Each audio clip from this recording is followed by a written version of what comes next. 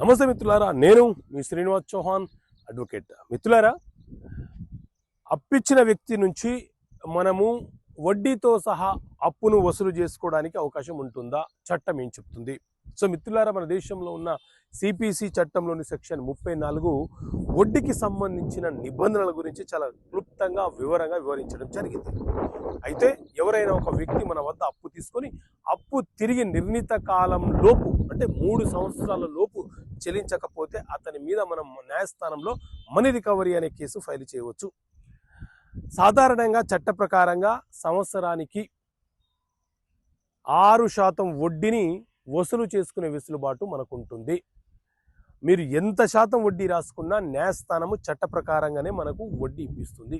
అయితే వడ్డీ ఏ పద్ధతిలో మనకు న్యాయస్థానం ఇప్పిస్తుంది అని అంటే, మనం ప్రామిసరీ నోటు రాసిన కాలం నుంచి కేసు వేసే తేదీ వరకు ఎంత కాలం ఉంటుందో ఆ కాలాన్ని 1% వడ్డీతో మనకు వడ్డీ వసూలు చేస్తుంది.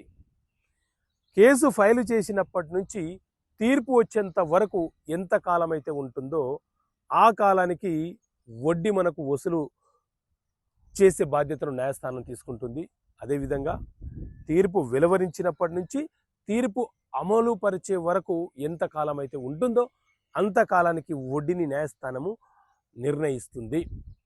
అప్పుదారుడు అప్పు తీసుకొని నేను చెల్లించకపోతే ఏమైపోతుంది అని తాత్కాలికంగా అతను భావించవచ్చు. కానీ అతని పేరు మీద ఉన్నటువంటి స్థిరచర ఆస్తులు, అతను ఉద్యోగి అయితే అతని జీతాన్ని న్యాయస్థానము జప్తు చేసి మనకు రావాల్సినటువంటి అప్పుని వడ్డీతో సహా చెల్లించేలాగా తీర్పు ఇచ్చిన రోజు ఖచ్చితంగా అతను చెల్లించాల్సిందే. లేకపోతే సివిల్ జైలు అనే అంశం కూడా అతనికి అమలుపరిచి ఇంప్లిమెంట్ చేసే అవకాశం ఉంటుంది. ఓకే మిత్రులారా, థ్యాంక్ యూ. జై హింద్.